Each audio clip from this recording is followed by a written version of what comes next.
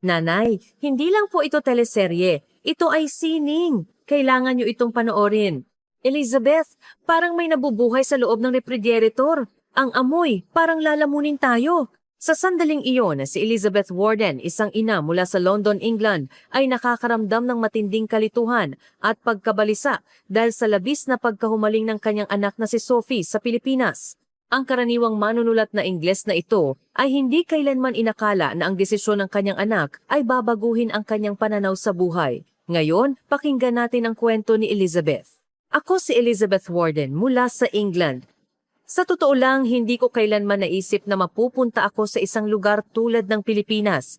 Lumaki ako sa isang maliit na bayan sa labas ng London, habang buhay na umaamoy ng tsaa at scones at namumuhay ng normal bilang isang middle class na pamilya. Ang aking asawa, si John, ay nagtatrabaho sa gobyerno at ako naman ay isang nobelista sumusulat ng mga kwentong misteryo na tipikal na Ingles. Mayroon kaming isang anak, si Sophie. Dati, siya ay isang tipikal na babaeng Ingles, mahilig sa scones tuwing afternoon tea at naglalakad-lakad sa parke kasama ang aming aso tuwing Sabado at Linggo. Ngunit, nagbago ang lahat noong nasa high school si Sophie. Isang hapon, habang ako ay nagtatrabaho sa aking study, may narinig akong kakaibang musika mula sa sala. Lumabas ako at nakita ko si Sophie na nakatitig sa laptop niya, nakangiti ng kakaiba. Ang palabas sa screen ay isang teleserye na hindi ko maintindihan at ang mga artista ay nagsasalita sa wikang hindi ko alam. Sophie, ano yan? Curious kong tanong. Hindi niya ako tinignan at sumagot, Nanay, ito ay isang Pinoy teleserye. Napakaganda. Noon, hindi ko alam kung saan matatagpuan ang Pilipinas sa mapa. Ang alam ko lang, isa itong maliit na isla sa Asya. Wala na akong alam pa. Napakaganda ba talaga niyan? Walang gana kong tanong. Lumingon si Sophie, at ang kanyang mga mata ay puno ng sigla na hindi ko pa nakita. Nanay, hindi lang po ito teleserye. Ito ay sining. Kailangan niyo itong panoorin. Ngumiti lang ako at hindi pinansin. Pagkatapos ng lahat, ang mga teenager ay madaling maakit sa mga bagong bagay. Akala ko makakalimutan niya ito pagkalipas ng ilang linggo. Ngunit nagkamali ako. Sa sumunod na mga buwan, nagsimulang lumitaw ang iba't ibang poster sa kwarto ni Sophie, mga larawan ng mga sikat na P-pop group at artista na hindi ko kilala.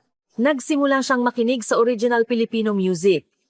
Ang mga pangalang Eraserheads at Ben ay naging bukang bibig niya. Sinimulan niya ring pag-aralan ng kultura ng Pilipinas. Kinukuwentuhan ako tungkol sa halo-halo, polvoron at mga jeepney. Isang araw, bigla siyang nag-anunsyo na gusto niyang matutong magluto ng pagkaing Pilipino. Sabado ng umaga, nagmamadaling pumasok si Sophie sa kusina. May dala siyang isang malaking supot ng mga sangkap. Nanay, magluluto ako ng adobo ngayon? Anong adobo? Wala akong ideya. Adobo! Iyon ang pinakaklasikong ulam ng Pilipinas. Sabi niya, parang dapat alam ko na. Tinitingnan ko siyang naglalabas ng pork belly, bawang, toyo, suka at dahon ng laurel, mga sangkap na hindi ko ginagamit araw-araw. Nag-aalala ako. Sophie, sigurado ka bang marunong ka magluto niyan? Oo naman. Marami akong napanood na tutorial sa online, confident niyang sagot. Ang kusina ay naging parang battlefield ng araw na iyon.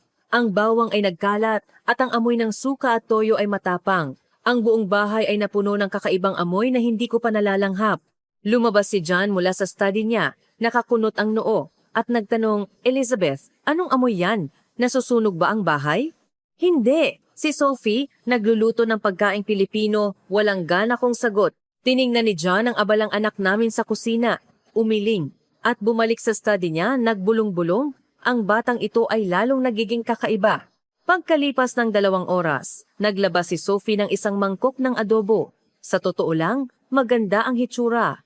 Ang manok at baboy ay nalalato sa sarsa, sinamahan ng kanin at isang pinakuluang itlog. Mukhang nakakagana, tinikman ko. Ang lasa ay lumampas sa aking inaasahan. Maasim, maalat at may kaunting tamis. Ang karne ay malambot at ang kanin ay puno ng sarsa. Iba ito sa karaniwang stew na kinakain namin, mayroon itong kakaibang charm. Sophie, napakasarap nito. Taos-puso akong pumuri. Tinikman din ni John at nagulat siya. Diyos ko, ang sarap. Ikaw ba talaga ang nagluto nito? Ngumiti si Sophie ng may pagmamalaki. Sabi ko na sa inyo, napakasarap ng pagkaing Pilipino.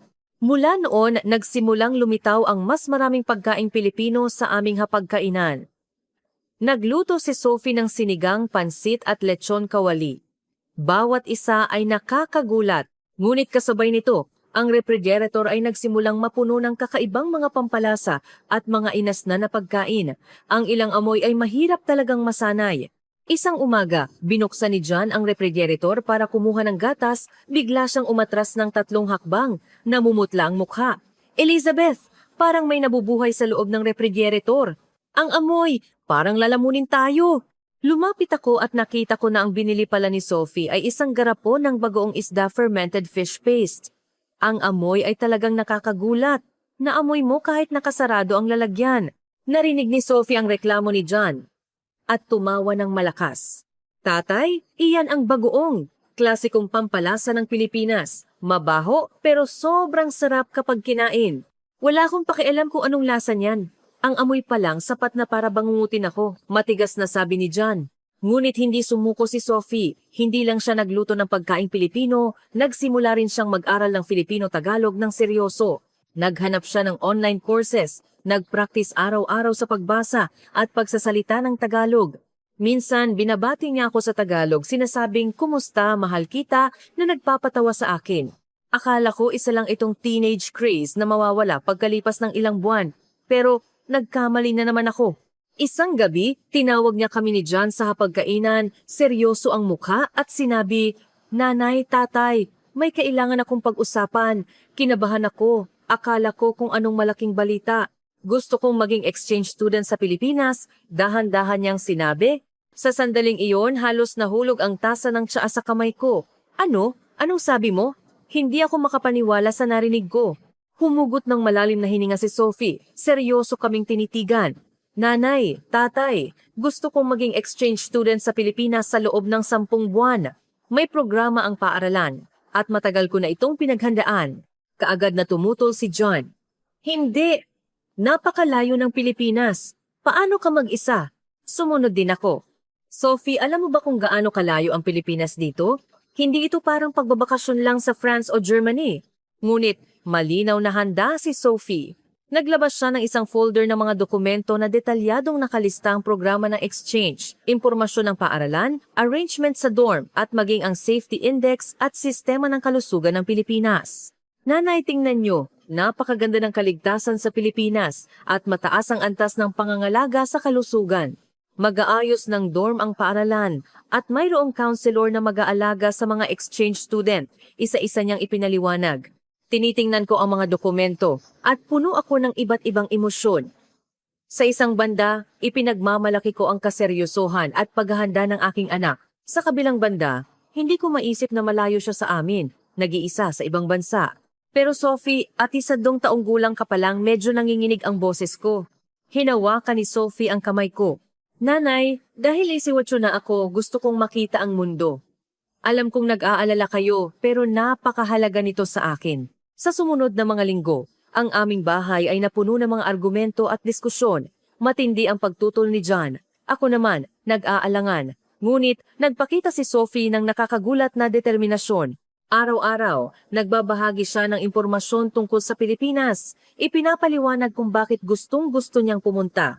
Nanay, ang mga Pilipino ay pinakamapagbigay sa Asya. Ang kultura nila ay pinagsasama ang tradisyon at modernong sigla. Gusto kong maranasan ang ganoong buhay.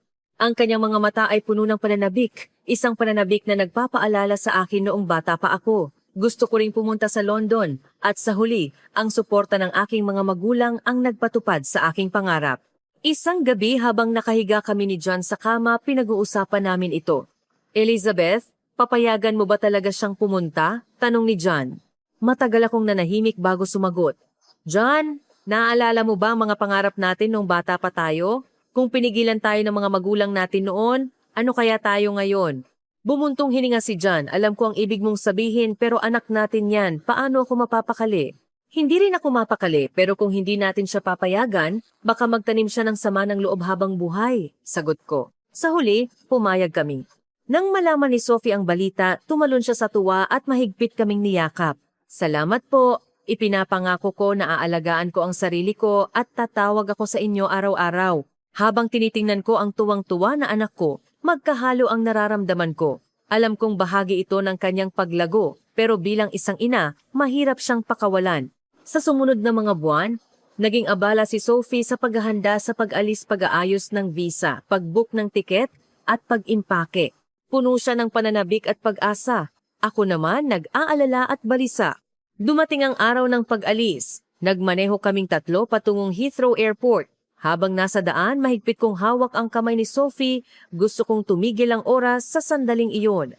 Sa check-in counter, lumingon si Sophie at niyakap ako. Nanay, huwag kang mag-alala, mabilis akong makaka-adjust. Pilit kong pinigilan ang luha at tumango. Tandaan mong tawagan kami araw-araw. Tawagan mo kaagad kami kung may problema, sabi ko. Namumula rin ang mga mata ni John. Sophie, naniniwala si tatay sa iyo. Alagaan mo ang sarili mo. Tumango si Sophie, itinulak ang kanyang bagahe at naglakad patungo sa security check. Bago pumasok, lumingon siya at kumaway sa amin, nakangiti ng malapad. Tinitingnan ko ang kanyang likod hanggang sa nawala siya sa karamihan. At sa wakas, tumulo ang luha ko. Niyakap ako ni John sa balikat. Malaki na siya, Elizabeth. Kailangan na nating matutong bumitaw. Tahimik ang biyahe pa uwi. Nakatingin ako sa tanawin sa labas ng bintana at ang puso ko ay walang laman. Sa sumunod na mga araw, naging napakatahimik ng bahay. Wala na ang OPM na nanggagaling sa kwarto ni Sophie. Wala na ang kanyang abalang figura sa kusina. Maging ang mga kakaibang pampalasa sa refrigerator ay namimiss ko. Pagdating ni Sophie sa Pilipinas, nagpadala siya ng mensahe. Nanay, nakarating na ako sa Naiya Ninoy Aquino International Airport. Malaki at maganda, mas bago pa kaysa sa Heathrow. Nagpadala siya ng larawan ng airport lounge na maliwanag at maluwag, puno ng high-tech na pasilidad. Tinitingnan ko ang larawan, masaya ako para sa kanya at lalo ko siyang na-miss. Sa sumunod na mga araw, patuloy na nagpapadala ng mensahe at larawan si Sophie. Pumasok na siya sa dorm ng paaralan, nakakilala ng mga bagong kaibigan at nagsimula ng magklase. Bawat mensahe ay puno ng pananabik at pagkasabik. Ngunit dahan-dahan, ang kanyang mga mensahe ay naging mas kaunti mula sa ilang beses. Sa isang araw, naging isang beses na lang at minsan 2 o 3 araw bago siya mag-reply. Alam kong baka abala siya sa pag-adjust, pero hindi ko pa rin maiwasang mag-alala. Isang araw, naghintay ako ng buong araw pero wala akong natanggap na mensahe. Sa wakas, hindi ko na natiis at tinawagan ko siya. Matagal bago niya sinagot at may ingay sa background. Sophie, nasaan ka? Balisa kong tanong. Nanay, sorry. Nandito ako sa mall. Ang daming tao at ang ingay. Ang boses niya ay masaya. Mall? Wala akong ideya. Anong klaseng lugar yon? Mag-isa ka ba? Ligtas ka ba? Agad kong tanong. Hindi. Kasama ko ang mga kaibigan ko. Super ligtas dito. Ang daming tao. Nanay, mag-uusap na lang kami sa ibang araw. Kakain pa kami ng isaw. Bye. Nagmamadali siyang nagbaba ng telepono at naiwan akong nakatitig sa cellphone ko. Nang gabing iyon, sinabi ko kay John, John, sa tingin ko, kailangan nating pumunta sa Pilipinas para makita si Sophie. Tumingin sa akin si John. Ibig mong sabihin, lumipad patungong Pilipinas? Oo. Gusto kong makita kung ano ang kalagayan niya. Gusto kong makita kung anong klaseng lugar ang labis niyang kinahuhumalingan, matigas kong sabi. Nag-isip si John at tumango. Sige. Mag-book tayo ng tiket. Nang araw na nag-book kami ng tiket, masaya ko at sabik. Ang 12 oras na biyahe ay isang malaking hamon para sa amin. Ang pinakamalayo na nalipad ko ay Spain. Ngayon, lilipad ako sa kabilang panig ng mundo. Medyo natatakot ako. John, huwag kang mag-alala. Isipin mo na lang isa itong adventure at makikita natin kung ano talaga ang ginagawa ni Sophie doon, sabi ni John. Hindi namin sinabi kay Sophie na pupunta kami para sorpresahin siya. Nang araw na lumipad ang eroplano, balisa ko sa buong biyahe, mahigpit na hawak ang kamay ni John. Paglapag ng eroplano sa Naiya, 3:00 na ng hapon. Sa sandaling lumabas ako ng cabin, sinalubong ako ng mainit at maalinsangang hangin. Iba ito sa klima ng London at medyo hindi ako komportable. Ngunit ang nakakagulat sa akin ay ang airport mismo. Ang lounge ay maluwag at maliwanag. Ang marble floor ay kumikinang sa kalinisan at puno ng mga high-tech na automated facility. Mula sa immigration hanggang sa pagkuha ng bagahe, ang buong proseso ay napakabilis at efficient. Bukod sa Filipino at Ingles, may mga karatula rin sa Hapon at Koreano. John, tingnan mo, Maganda talaga dito, pabulong kong sabi. Tumingin si John sa paligid at tumango. Oo, mas maganda kaysa sa inaakala ko. Sumakay kami sa LRT patungong Maynila. Ang loob ng tren ay malinis at maayos, halos walang basura. Ang mga pasahero ay tahimik. Ang iba ay nag-scroll sa cellphone at ang iba ay nakapikit. Ang maayos na kapaligiran ay nagbigay ng malaking impresyon sa akin. Mula sa bintana ng tren, kakaiba rin ang tanawin. Ang mga modernong gusali at tradisyonal na simbahan ay magkakasama. Sa pagitan ng mga high-rise building ay may mga parke na puno ng halaman. Ang pinaghalong luma at bago ay hindi namin nakikita sa London. Pagdating sa Manila Station, nagulat kami sa tanawin. Ang malaking station lounge ay puno ng tao, ngunit nananatili pa rin ang kaayusan. Ang mga karatula ay malinaw, kaya kahit ang mga dayuhan na unang beses pa lang ay hindi maliligaw. Ang hotel namin ay malapit sa Makati. Sumakay kami ng taxi mula sa station at ang mga tanawin sa daan ay nakakuha ng atensyon ko. Ang mga neon sign, ang kumpol na mga jeepney, at ang mga roadside stall mga tanawin na hindi namin nakikita sa London. Ang taxi driver ay isang nasa katanghaliang gulang na lalaki. Kahit hindi siya masyadong magaling mag-Ingles, masigla niyang ipinakilala ang mga tourist spot ng Maynila. Itinuro niya ang bintana at sinabing, ito ang palasyo ng Malacanang at iyon ang Rizal Park. Magaganda, kailangan niyo itong tingnan. Pagdating namin sa hotel, gabi na. Pagkatapos mag-check-in, tinawagan ko agad si Sophie. Sophie, nasaan ka ngayon? Sinubukan kong gawing natural ang boses ko. Nandito ako sa dorm, nanay. Bakit po? Medyo nagtataka siya. Wala lang. Gusto ko lang marinig ang boses mo. May free time ka ba bukas? Bukas? Wala akong klase sa hapon. Bakit po? Mabuti! Pwede ka bang pumunta sa Ayala Triangle Gardens bukas ng alas 2 ng hapon? May surprise ako para sa iyo. Ayala Triangle? Nanay, anong sinasabi mo? Wala talagang ideya si Sophie. Pumunta ka lang, malalaman mo. Tandaan, bukas ng alas 2 ng hapon sa Ayala Triangle Gardens. Misteryoso kong sinabi. Pagkatapos ng tawag, tumawa si John. Siguradong nagulat siya. Mas magugulat siya kapag nakita niya tayo bukas. Tumawa rin ako. Nang gabing iyon, nagpa siya kaming lumabas at maranasan ang nightlife ng Maynila. Inirekomenda ng hotel staff na pumunta kami sa malapit na karinderya kainan. Karinderya? Naalala ko ang salitang binanggit ni Sophie. Sikat ang mga karinderya sa Pilipinas. Maraming masasarap na pagkain, masiglang sabi ng staff, kaya naglakad kami papunta sa kalye ng Makati. Paglabas namin ng hotel, nahatak agad ang atensyon namin sa tanawin. Ang buong kalye ay puno ng tao, ang mga tindahan ay kumikinang sa ilaw, ang tawanan ng mga kabataan at tunog ng musika ay nasa lahat ng dako. May stall ng sagot gulaman sa kalsada at napakaraming taong nakapila. Curious akong lumapit. Ang tindero ay mabilis na naghahalo ng tsaa, gulaman jelly at sagut tapioca sa baso. John, gusto mo bang subukan? Tanong ko. Sige, subukan natin. Minsan lang tayo dito. Umorder kami ng 2 sagot gulaman. Sa unang higop, kakaiba ang karanasan, ang tamis na may lasa ng muscovado sugar at ang malambot na sago. Masarap, sabi ni John. Naglakad kami habang umiinom. At nakarating kami sa isang maliit na karinderya, sunod-sunod ang mga stall, nagbebenta ng iba't ibang pagkain na hindi pa namin nakikita. Isaw, kwek-kwek, lechon kawali, lumpia, fish balls, lahat ay mukhang nakakagana, pero hindi kami naglakas loob na tikman kaagad. Elizabeth, tingnan mo iyon, itinuro ni John ang isang stall. Iyon ay isang stall na nagbebenta ng inihaw na pusit. Ang nagtitinda ay nagpapahid ng sarsa sa pusit gamit ang malaking brush. Napakabango. Naakit kami. Masiglang inanyayahan kami ng nagtitinda. Gusto niyo bang subukan? Napakasarap. Sabi niya sa hindi masyadong fluent na Ingles. Umorder kami ng isang skewer. Sa unang kagat, ang freshness at chewy na texture ay nakakamangha. Ang sarsa ay tama lang ang alat at nagdagdag ng sarap sa pusit. Maganda ito. Nag-thumbs up si John. Naglakad kami sa karinderiya ng mahigit 1 oras. Sinubukan ng iba't ibang street food. Kahit may ilang pagkain na hindi namin nakasanayan, karamihan ay nakakagulat. Ngunit ang pinaka-nakakagulat sa amin ay ang Filipino hospitality. Kahit na may language barrier, ang mga nagtitinda ay matiyagang nagpaliwanag sa amin. Pagbalik sa hotel, nakahiga ako sa kama, iniisip pa rin ang karanasan. John, parang nagsisimula na akong maintindihan kung bakit nagustuhan ni Sophie dito, sabi ko. Oo, may kakaibang charm talaga dito, sabi rin ni John. Nakatulog ako ng mahimbing ng gabing iyon. Ang panaginip ko ay puno ng masayang tanawin ng mall. Kinabukasan ng hapon, maaga kaming dumating sa Ayala Triangle Gardens. Eksaktong 2:00 dumating si Sophie. Nakasuot siya ng casual clothes at backpack, nagtataka at tumitingin sa paligid.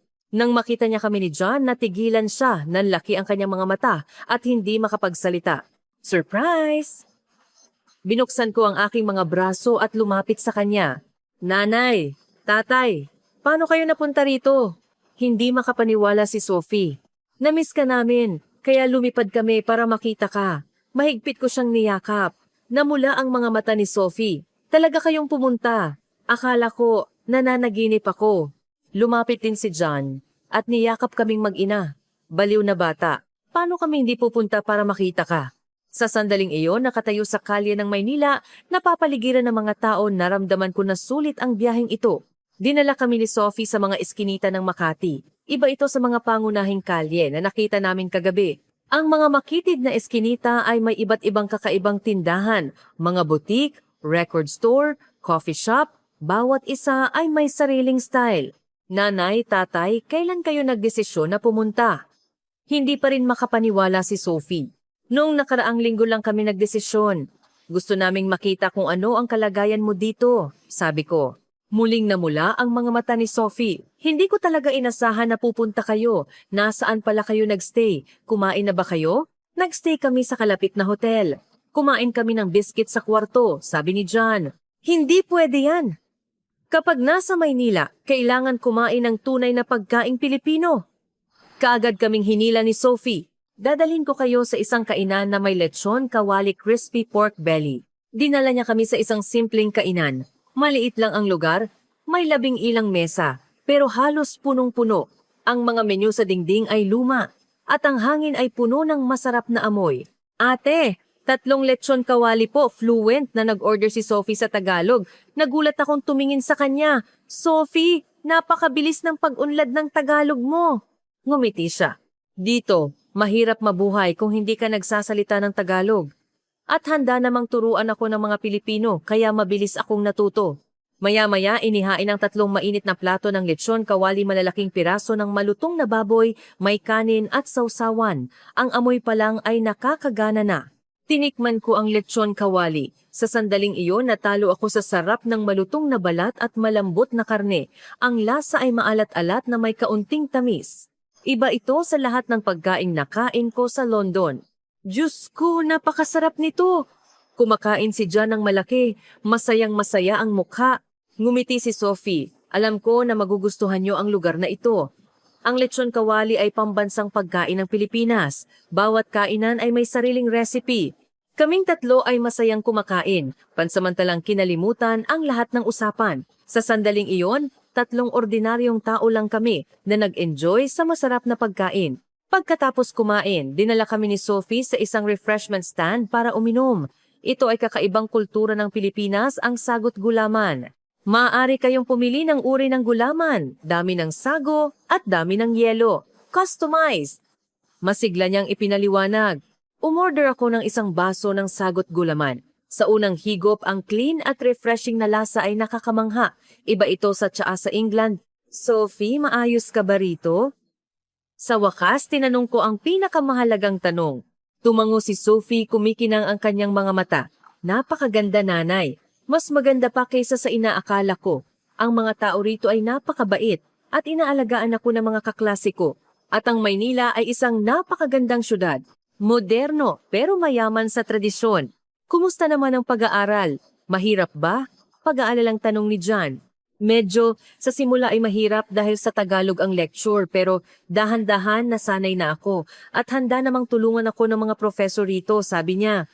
Nakikita ko ang confident na ngiti sa mukha ng aking anak, medyo nabawasan ang pag-aalala ko. Lumaki talaga siya, kaya na niyang harapin ang mga bagong hamon. Nga pala, gaano kayo katagal dito sa Pilipinas? Tanong ni Sophie. Mga 1 linggo. Gusto naming tingnan ng syudad, ang paaralan mo at ang dorm mo. Sabi ko, ang galing! Kung gayon, ako ang tour guide ninyo. Dadalhin ko kayo sa National Museum, sa Rizal Park, Tagaytay at sa maraming masasarap na kainan. Masiglang sabi ni Sophie. Sa sumunod na mga araw, si Sophie talaga ang aming tour guide. Dinala niya kami sa LRT, MRT, tinuruan kaming gamitin ang beep card at pinakain kami ng iba't ibang Filipino street food. Sa ikatlong araw, dinala niya kami sa Intramuros. Ang mga lumang pader at kalsada ay nagbigay sa amin ng malaking impresyon sa kasaysayan. Ang mga magagandang simbahan at mga historical artifact ay nagpakita ng sining ng mga sinaunang Pilipino. Nanay, tingnan mo ito, ang simbahan ng San Agustin. Napakaganda ng mga painting sa kisame, seryosong ipinaliwanag ni Sophie. Humanga ako, ang ganda talaga. Napakaganda ng pagkakapreserba ng mga artifact na ito. Nag-iingat talaga ang mga Pilipino sa kanilang cultural heritage. Si John naman kumukuha ng litrato, nagbulong-bulong na ipapakita raw niya sa mga kasamahan niya ang mga historical artifact na nakita niya. Pagkatapos ng Intramuros, dinala kami ni Sophie sa Tagaytay. Ang hangin ay sariwa at ang tanawin ay malawak. Kita namin ang buong Taal Lake at volcano. Habang tinitingnan ko ang masikip na mga gusali sa ibaba, hindi ko maiwasang mapabuntong hininga sa kasiglahan ng syudad na ito. Sophie, gusto mo talaga dito, hindi ba? Tanong ko. Tumango siya. Gusto ko talaga ang Pilipinas. Maliit lang pero kumpleto na. Modernong syudad, magandang kalikasan, masarap na pagkain at mababait na tao. Napaka-komportable at ease dito. Nakita ko ang kislap sa mga mata ng aking anak. Bigla kong na-realize na hindi na siya ang maliit na batang kailangan naming protektahan. Nakita na niya ang kanyang lugar at ginagalugad ang mundo sa sarili niyang paraan. Nang gabing iyon, pagbalik sa hotel, sinabi sa akin ni John, Elizabeth, malaki na talaga ang anak natin. Tumango ako. Medyo sentimental, pero masaya. Sa ika-4 na araw, misteryosong sinabi ni Sophie na dadalhin niya kami para makita ang isang mahalagang tao. Sino? Curious kong tanong. Malalaman niyo kapag nakarating na tayo, ngumiti siya. Dinala kami ni Sophie sa isang coffee shop malapit sa University Belt. Ito ay isang maliit na tindahan na puno ng artsy na vibe, kahoy na decor, mainit na dilaw na ilaw at iba't ibang artwork at lumang litrato sa dingding. Pagkaupo namin, pumasok ang isang binata. Matangkad, nakasuot ng simpleng puting shirt at jeans, may mahinahon na ngiti sa mukha. Sophie! Kumaway siya. Tumayo si Sophie, masayang ngumiti. Lumapit ang lalaking nagngangalang Miguel sa aming mesa at magalang na nagbigay galang sa amin ni John. Magandang hapon po, ako po si Miguel Reyes. Masaya akong makilala ang mga magulang ni Sophie. Fluent siya sa Ingles at may magandang accent kaya medyo nagulat ako. Kumusta Miguel? Ako si Elizabeth at ito ang asawa ko, si John, mabait kong sagot. Pagkaupo namin, sabik na ipinakilala ni Sophie. Nanay, tatay, si Miguel ang pinakamabait kong kaibigan dito sa Pilipinas. Noong bagong dating ako, hindi ako familiar. Si Miguel ang tumulong sa akin. Ngumiti si Miguel. Wala yun. Masyadong humble si Sophie. Mabilis siyang naka-adjust. Hindi lang siya familiar sa Maynila noong simula, kaya dinala ko siya para makilala ang syudad. Paano kayo nagkakilala? Tanong ni John.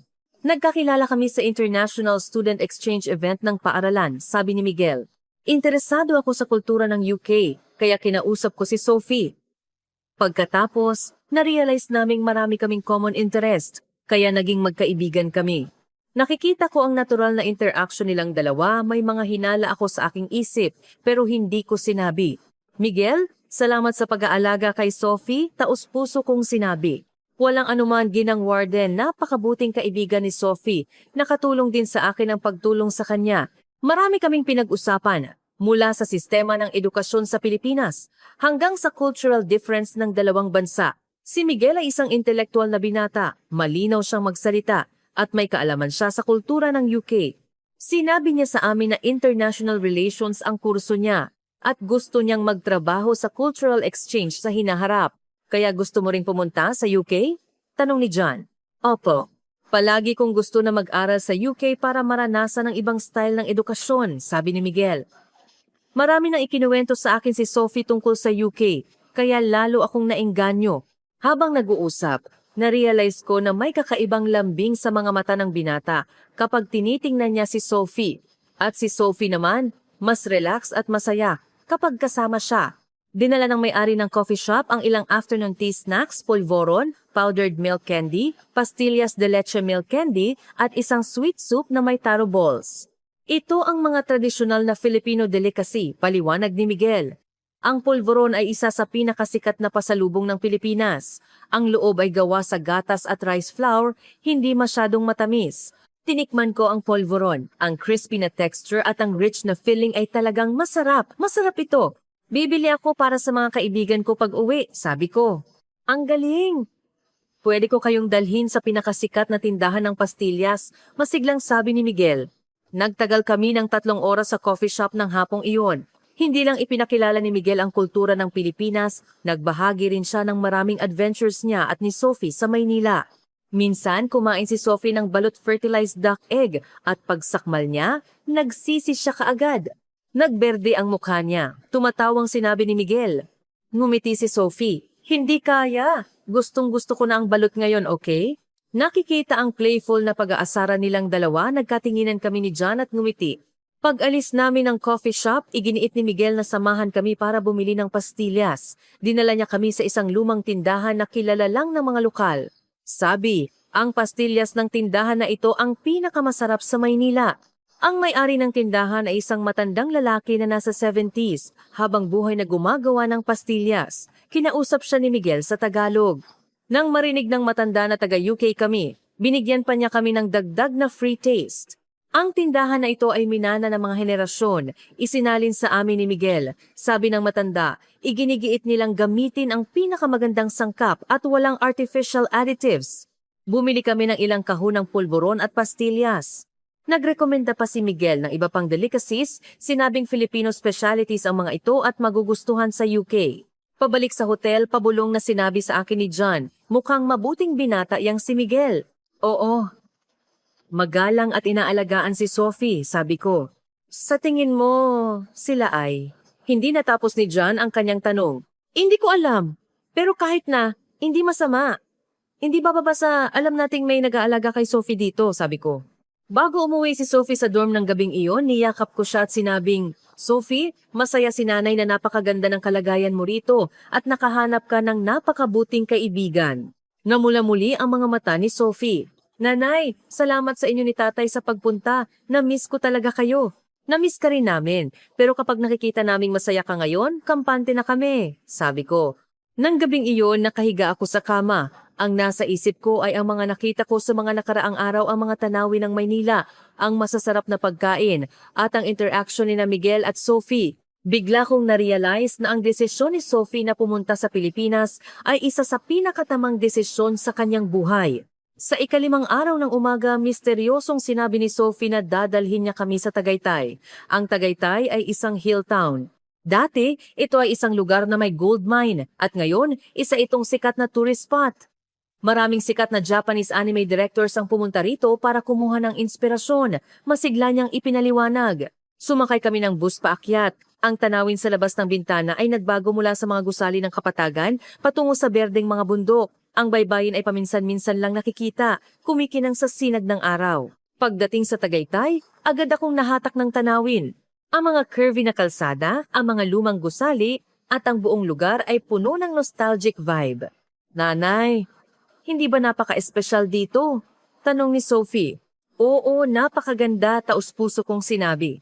Naglakad kami sa lumang kalye ng Tagaytay. May iba't ibang tindahan sa magkabilang gilid nagbebenta ng pastillas, bulalo beef soup, handicrafts. Bawat isa ay may sariling charm.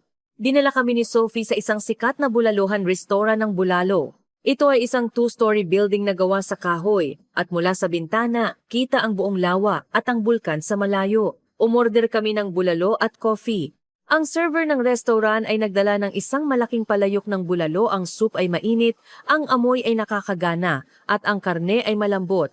Ang matikas na paggalaw ng server ay nagpabagal sa pagtakbo ng oras. Ito ang tunay na Pilipino, sabi ni John. Ang kultura ng Pilipinas ay malalim, sabi ni Sophie. Ang bulalo ay isang pambansang pagkain. Gusto ko na rin itong kainin ngayon. Mas masarap pa kaysa sa stew. Habang umiinom kami ng bulalo, tinitingnan namin ang tanawin sa labas ng bintana. Ang lawa ay napapaligiran ng bundok at ang langit ay iisa ang kulay. Ang katahimikan ay nagbigay ng kapayapaan sa isip. Sophie, marami ka talagang pinagbago, sabi ko. Saan po nagbago? Curious niyang tanong. Naging mas mature ka. Naging mas independent. At mas lumawak ang iyong pananaw, sabi ko. Nag-isip si Sophie at sinabi, siguro dahil dito, kailangan kong harapin ang maraming bagay ng mag-isa. Noong bago ako, kinakabahan akong sumakay ng bus. Pero dahan-dahan, natuto akong maging independent at lutasin ang mga problema. Natuto rin akong pahalagahan ang iba't ibang kultura. Namiss mo pa ba ang England? Tanong ni John. Oo naman, ngumiti si Sophie. Namiss ko ang garden sa bahay, ang roasted chicken na niluluto ninyo, at ang fog sa London. Pero hindi ibig sabihin na hindi ko gusto ang Pilipinas. Sa tingin ko parehong maganda ang dalawang lugar. Iba lang ang pagiging maganda nila. Nang marinig ko ito, natuwa ako. Malaki na talaga ang anak ko. Hindi na siya ang bata na black and white lang ang pananaw. Isa na siyang mature na babae na kayang maintindihan at pahalagahan ang iba't ibang kultura. Pagkatapos naming uminom ng bulalo, naglakad kami ng matagal sa lumang kalye ng Tagaytay. Ipinakilala ni Sophie sa amin ang specialty ng bawat tindahan.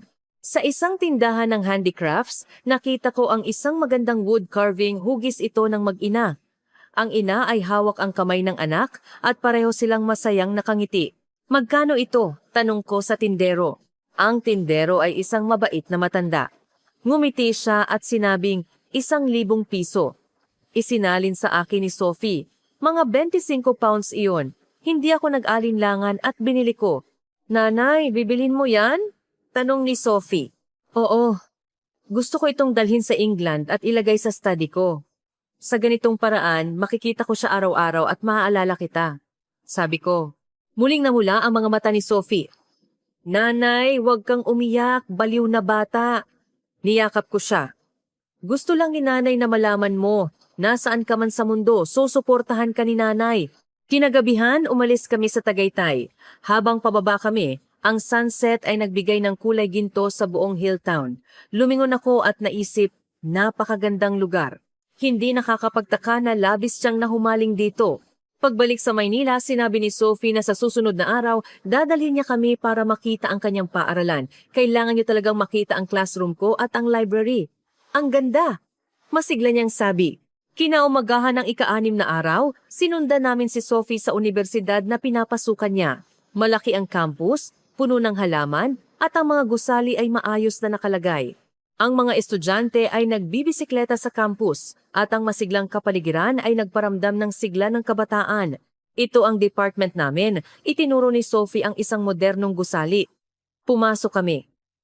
Ang mga pasilidad ay advanced. Ang classroom ay maluwag at maliwanag. Ang library ay mas nakakagulat, maraming aklat. May mga study room at discussion area. Sophie, napakaganda ng learning environment dito. Taos-puso kong sinabi. Oo, at ang mga professor ay seryoso magturo at mababait din ang mga kaklase, sabi niya. Naglakad kami sa campus. Ipinakilala ni Sophie sa amin ang mga lugar na madalas niyang puntahan ng canteen, coffee shop, gym. Bawat lugar ay may memory niya. Dito kami unang kumain ni Miguel, itinuro niya ang isang karinderya. Noon, napakababa pa ng Tagalog ko. Kinakabahan ako sa pag-order. Tinuruan ako ni Miguel kung paano mag-order sa Tagalog at ipinakilala niya sa akin ang iba't ibang Filipino street food. Malaki talagang naitulong sa iyo ni Miguel, sabi ko. Oo. Kung wala siya, mas matagal akong makaka-adjust, sabi ni Sophie. Tanghalian, kumain kami sa kantin ng paaralan. Umorder si Sophie ng adobo, gulay, at sinigang soup. Simple at masarap. Ito ang karaniwan kong lunch. Ngumiti siya. Mura at masarap. Mga 2 piso lang ang isang meal. Mga 4 na pounds lang. Mura talaga. Tinikman ko ang adobo niya. Masarap? At mas authentic kaysa sa niluto niya sa London. Ganap ka nang naka-integrate sa buhay dito, bulalas ni John. Oo. Pakiramdam ko, ang Maynila ay ang pangalawang tahanan ko, sabi ni Sophie. Nang hapon, pumunta si Miguel para sunduin kami. Sabi niya, dadalhin niya kami sa isang espesyal na lugar. Anong lugar? Curious kong tanong. Malalaman niyo kapag nakarating na tayo, misteryoso siyang ngumiti. Dinala kami ni Miguel sa Bonifacio Global City BGC, isa sa pinakamayaman na commercial district ng Maynila. Huminto kami sa tapat ng SM Aura Premier. Ito ang SM Aura, isa ito sa pinakamagandang mall sa Asya, paliwanag ni Miguel. Tumingin ako sa mall. Napakalaki. Ang design ay moderno. Aakyat ba tayo? Tanong ni John. Siyempre! Kung nasa Maynila, kailangan nating tingnan ang view, sabi ni Sophie. Sumakay kami ng elevator patungo sa rooftop garden. Mula sa viewing deck, kitang-kita ang buong city skyline. Ang Maynila sa ilalim ng sikat ng araw ay kumikinang. Ang mga gusali, kalsada at tao, lahat ay nagiging maliit at maganda. Napakaganda! Hindi ko maiwasang mapabuntong hininga. Mas maganda ang night view kapag gabi, sabi ni Miguel. Pero maganda rin ang day view ngayon dahil maganda ang panahon. Nagtagal kami sa viewing deck, tinitingnan ang kagandahan ng Maynila sa iba't ibang anggulo. Si Sophie at Miguel ay nakatayo sa bintana, itinuturo ang malayo at ipinapaliwanag sa amin ang mga landmark. Nakikita ko ang likod nilang magkatabi. May kakaibang damdamin sa aking puso. Ang anak ko ay nakahanap ng kanyang lugar sa hindi pamilyar na syudad na ito at nakakilala ng napakabuting kaibigan. Elizabeth, anong iniisip mo? Lumapit sa akin si John at nagtanong. Iniis ko na tama ang desisyon nating payagan si Sophie na pumunta sa Pilipinas, sabi ko. Tumango si John. Oo, ganoon din ang pakiramdam ko. Tingnan mo kung gaano siya kasaya at ka-confident ngayon. Hindi natin makikita iyan sa London. Pagkatapos naming bumaba mula sa mall, naglakad kami sa BGC. May iba't ibang international brand store dito at local brand din. Dinala ko ni Sophie sa isang skincare store. Nanay, sikat ang Filipino skincare! Natural ang mga sangkap at hindi masyadong mahal, sabi niya. Ang staff ay masiglang nagpakilala ng iba't ibang product. Nag-translate si Sophie. Pumili ako ng ilang mask at serum. Ang mask na ito ay ginagamit ko palagi. Napakaganda ng effect, sabi ni Sophie. Nanay, tingnan mo. Hindi ba gumanda ang skin ko? Tinitigan ko ang mukha niya. Oo, naging mas smooth at fine ang skin niya. Maganda rin ang complexion niya. Hindi lang skin mo ang gumanda. Nag-iba na ang buong pagkatao mo, sabi ko. Siguro dahil mas humid ang klima sa Pilipinas. At mas healthy rin ang pagkain dito, sabi niya. Nang gabing iyon, inanyayahan kami ni Miguel sa isang Filipino restaurant na may in-house chef. Umorder kami ng sinigang na hipon shrimp sinigang, crispy pata, crispy pork leg at iba pa. Lahat ng pagkain ay mainit at napakabango. Umorder din si Miguel ng San Miguel beer. Sinabing ito ang standard na inumin sa Filipino gathering. Ginoo at Ginang Warden, cheers! Tumaas ang baso ni Miguel. Salamat sa inyo dahil pinayagan niyo si Sophie na pumunta sa Pilipinas at salamat sa inyo dahil pumunta kayo para makita siya. Tumaas din ang baso si John. Miguel, kami ang dapat magpasalamat sa iyo dahil inalagaan mo si Sophie sa panahong ito. Nakita naming napakaganda ng kalagayan niya rito kaya kampante na kami. Napakabuting tao ni Sophie. Kagalakan ko ang alagaan siya, sabi ni Miguel. Tinitingnan ko ang binata, puno ako ng pasasalamat.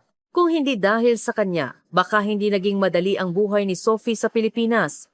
Naging masaya ang aming hapunan, nag-usap kami ng marami, nagkwento si Miguel ng ilang funny stories niya at ni Sophie sa Maynila. Pagkatapos ng hapunan, inihatid kami ni Miguel sa hotel. Sa harap ng hotel, seryoso siyang nagsalita sa amin ni John. Ginoo at Ginang Warden, huwag po kayong mag-alala. Aalagaan ko palagi si Sophie. Ano man ang tulong na kailangan niya, gagawin ko ang lahat para tulungan siya. Salamat Miguel, hinawakan ko ang kamay niya. Napakabuti mong binata. Pagkaalis ni na Miguel at Sophie, sinabi sa akin ni John, sa tingin mo, sila ba ay... Hindi ko alam. Pero kung totoo man, hindi masama, sabi ko. Hindi bababasa, alam nating si Miguel ay isang taong mapagkakatiwalaan. Nang gabing iyon, nakatulog ako ng mahimbing. Sa panaginip ko, nakita ko si Sophie na nakasuot ng graduation gown, nakangiti ng malapad. Katabi niya si Miguel, magkahawak kamay, at pareho silang masayang nakangiti. Ang ikapitong araw ay ang huling araw namin sa Pilipinas. Sinabi ni Sophie na dadalhin niya kami sa isang espesyal na lugar bilang perpektong pagtatapos sa aming biyahe. Dinala kami ni Sophie sa Mall of Asia, MOA sa Manila Bay. Ito ay isang sikat na lugar sa labas ng Maynila. Kilala sa magandang sunset. Naglakad kami sa tabi ng bywalk, tinikman ng iba't ibang street food, fish balls, kwek-kwek, isaw. Bawat isa ay local delicacy. Ang simoy ng dagat ay humihip, may amoy ng alat. Ito ang isa sa mga paboritong lugar ng mga taga-Maynila para mag-relax, sabi ni Sophie. Tuwing weekend, maraming tao ang pumupunta rito para maglakad, magbisikleta at manood ng sunset. Naghanap kami ng coffee shop na nakaharap sa bay. Umupo kami, umorder ng inumin at tahimik na tiningnan ang Manila Bay. Ang tanawin ay mapayapa at tahimik sa hapon. Sophie, may gusto akong sabihin sa'yo, bigla kong sinabi. Ano po, tumingin siya sa akin. Inayos ko ang aking sasabihin. Sa mga nakaraang araw dito sa Pilipinas, nakita ni nanay ang paglago mo. Naging mas independent ka, mas confident, at mas marunong pahalagahan ang iba't ibang kultura. Ipinagmamalaki ka ni nanay. Namula mga mata ni Sophie. Nanay, dati tumutol si nanay sa pagpunta mo rito dahil nag-aalala ako. Pero ngayon, alam na ni nanay na tama ang desisyon mo. Ang Pilipinas ang nagpalago sa iyo at nagpakita sa iyo ng sarili mo. Sinabi rin ni John, Sophie, ipinagmamalaki ka rin ni tatay. Naglakas loob kang umalis sa iyong comfort zone at hanapin ang buhay na gusto mo. Nangangailangan iyan ng matinding tapang. Tumulo ang luha ni Sophie. Salamat po. Alam kong nahirapan kayo sa desisyon ko noon pero labis akong nagpapasalamat dahil sinuportahan niyo pa rin ako. Baliw na bata. Ang pinakamalaking hangarin ng magulang ay makita ang kanilang anak na masaya, niyakap ko siya. Basta maayos ang kalagayan mo, kampante na kami. Nagkayakap kaming tatlo. Sa lupa ng Pilipinas, sa tabi ng Manila Bay, ibinahagi namin ang sandali ng pagmamahalan. Nang gumabi, nagsimulang lumubog ang araw. Ang buong kalangitan ay naging kulay kahel. Ang mga ulap ay parang nasusunog, kumikinang.